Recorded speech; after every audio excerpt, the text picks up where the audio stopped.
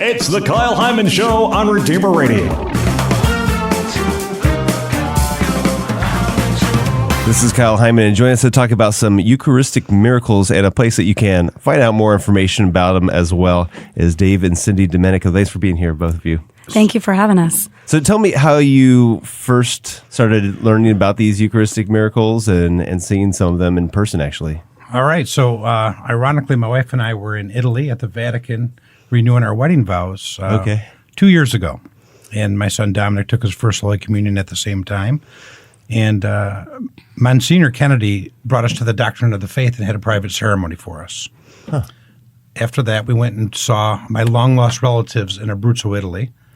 And they just so happened to bring us to a church because they knew that we were very religious. Uh-huh. And the church was in Lanciano. And as we walked into this church, there was the first Eucharistic miracle that dated back to 752 A.D., and it was the first one recognized by the Vatican. Uh-huh. As we walked into the basement of this church, the host, consecrated host, and the wine turned into the body and blood of Jesus Christ. But actually had a physical change. Physical there, and it's been under a wax seal for over 1,200 years. Uh-huh. So here's the thing that really took me by surprise was they sent independent scientists from all over, from Switzerland, from France, from Germany, that were non-Catholic, right? Just scientists. Mm-hmm. And they did an independent study. So the whole basement of the church had all these independent slices and DNA studies that were done to the host.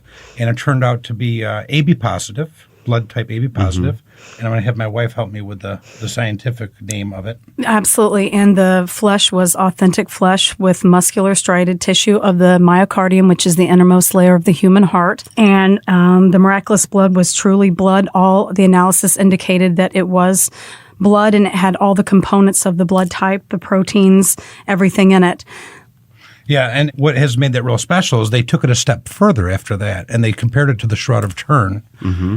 And it was an exact DNA match. Yeah. So I was reading this, and I was looking at the stuff on the wall, and it was, I don't know, to me as a Catholic, right, I was like, wow, that's pretty neat. So then I dug into it a little bit more when I got back to here in Fort Wayne, Indiana, and we bought this book, and it just so happened, here's the parallel. There was one recently that happened in 2006 in Tixla, Mexico, mm-hmm. and they did a study on that. Well, here's the crazy thing. The Tixla, Mexico, Lanciano, Italy, and the Shroud of Turin, all three of them match DNA-wise. All right, so now a step further. This is what I call an aha moment, right? I'm a church brother, and I was like, oh, this is my aha moment. It just so happens that the Vatican wrote the book for this exhibit, and Monsignor Kennedy, whom I've never met before, it's his office where they're in charge of all the canon law, and he has his hand in this book. And I didn't know this when I met him. So him, Monsignor Kennedy, and Monsignor Martinelli, all the miracles go through his office, and he just so happens to be here as a hand in this book. So, to me as a Catholic, I'm an Italian. I'm a cradle Catholic. My wife and I were very devout, and I said, listen, this is something that every Catholic or even non-Catholic has to see. Sure. This is God's hand in everything after his death. We realized, too, not everybody can just be next door in Abruzzo, Italy on the Adriatic Sea. So when we first saw it, I said, I wish, my whole heart was, I wish everybody could see what we're seeing. So when we started getting approved from the Vatican to bring this exhibit, it was so amazing because now people can walk through this exhibit and see the 152 miracles. They can visit every country over the past 2,000 years where these miracles have taken place to know that this is truly his real presence.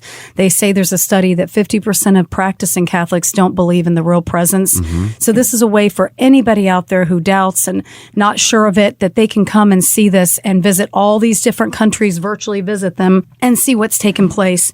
And the scientific studies are amazing. The World Health Organization had more than 15 months and 500 tests on just even Lanciano. So we're talking real scientists that have backed this up now that can prove that this is truly the human heart, the myocardium, his innermost layer of his flesh, his blood, that even scientists that are atheists that say they cannot explain how a piece of bread can become a different standard of human heart and blood. Right. So this is truly miraculous, and we want everybody to get a chance to see this. And I think when we hear these stories, maybe the skeptic in us is like, well, somebody did some kind of swapping out, and there's there's somebody goofing with it to prove a point. But the Vatican doesn't just put their stamp on approval of any little hoax that seems to have some kind of religious background. They're very meticulous about this. Oh, most definitely. Oh, yeah. And even if, current day, right? So there's Medjugorje. And right. So me and Monsignor Kennedy, we're friends now, and we went out to lunch. And I said, tell me how they even go about investigating these miracles. And he was telling me that they don't investigate anything until they've stopped. So, and I did not know that, because the same trip after my wife did what we wanted to do in Italy, we flew to Medjugorje because it's only an hour.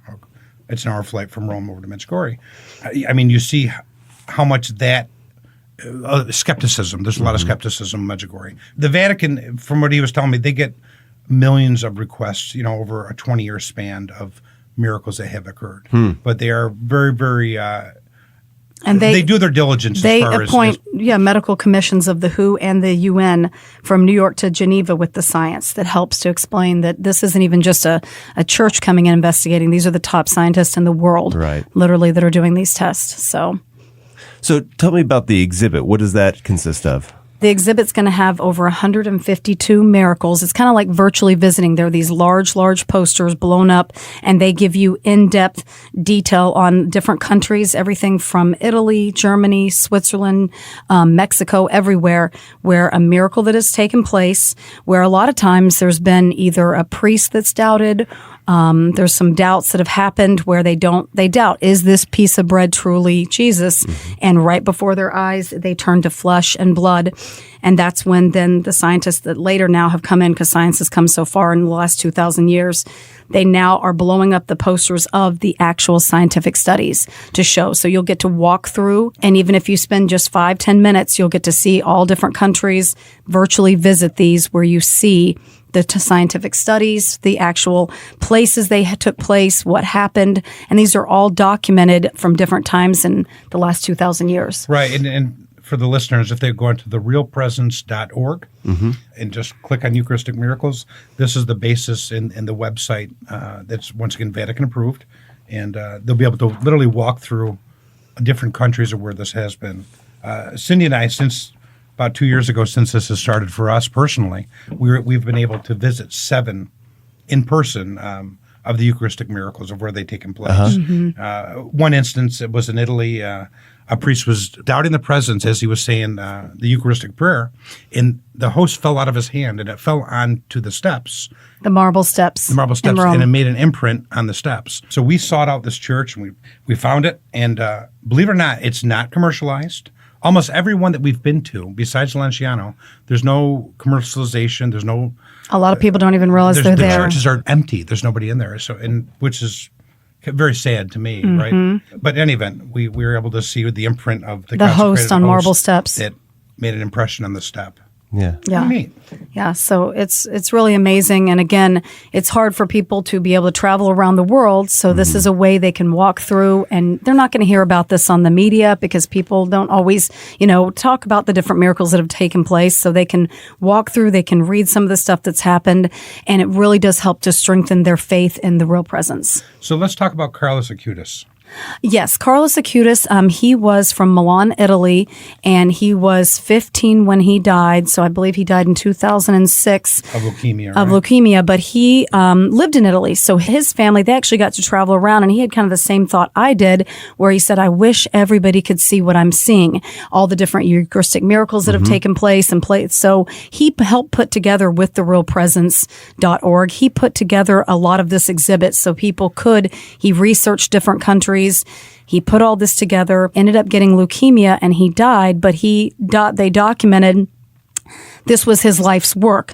His case has been open for his beatification and his sainthood because when they exhumed his body, it has not undergone any decomposure. So scientists are studying it right now.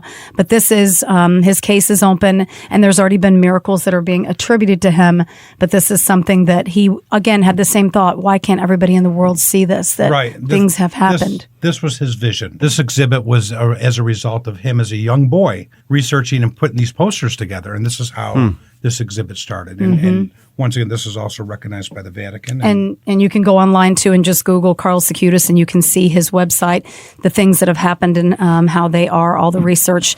Again, his body has not undergone any decomposure in over 15 years. And again, the miracles attributed to this. So it's just pretty exciting and interesting. And again, people don't hear about it all over the place. So this is wonderful to bring, first time ever in Indiana. Why do you think it is? Because it seems like as soon as these would be proved, if you had scientific evidence, we'd be telling everybody about it. But it does seem like it's kind of one of these more hidden kind of things that are happening. I don't want to blame the media, but I believe it's the media is very, very coveted, and what they will report, cover as far as positive news. I mean, this is a positive news story. And once again, not just isolated to this with the Eucharistic Miracles, but Jesus's works are evident in every day, right? And they don't. You don't see him on the news. You don't see him Mm-hmm. headlined on the news. So yeah, that's so true. But even Pope Francis, when he was in Buenos Aires, he is part of the miracle of Buenos Aires. There was one that took place when he was cardinal there, and that again has undergone scientific study. That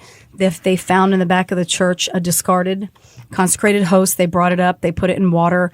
It actually stayed in water for more than 3 years. Then they did studies on it, and again, that one is proved to be the innermost layer of the human heart, the tissue, all of it. the host and bled. that was his personal area when he was cardinal. So again, but somehow you don't always hear about it. Right. So yeah, there's a lot of interesting. And again, you'll get to see when you walk through this exhibit, everything from Germany, Mexico, Switzerland, everywhere. So it's just really exciting. How has learning about these and visiting the places impacted your faith? Oh, it's impacted it incredibly, truly knowing that Jesus is present in every single consecrated host and all the tabernacles of the world. And when you truly believe that he's present, you want to spend time in the Blessed Sacrament. You want to do Holy Hour. You want to be there at church because the King of Kings and Lord of Lords is right there. So many people that doubt that, no wonder you walk into some churches and they're empty.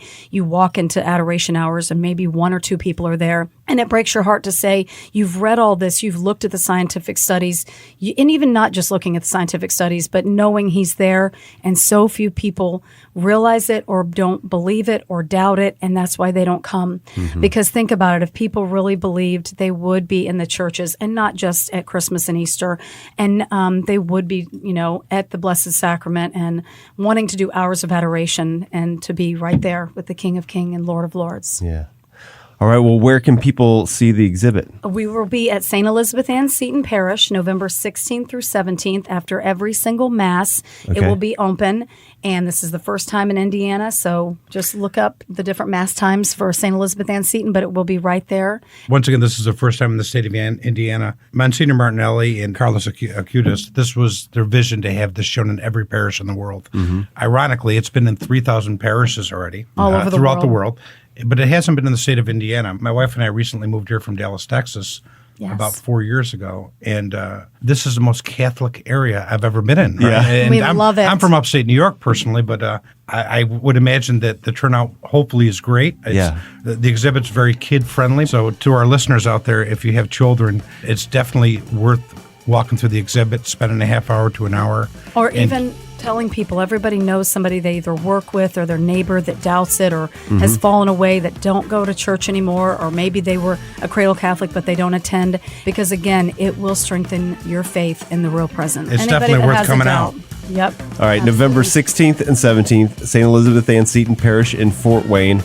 Check it out. If people aren't able to make it, would you recommend the book as being another great Absolutely. resource? Yep, the Eucharistic Miracles of the World book. And again, therealpresence.org. Just look it up. It's very amazing. All right. Absolutely. Hopefully people can make it. Again, November 16th and 17th, St. Elizabeth. Thank you. Thank you so much. God Thank bless. you.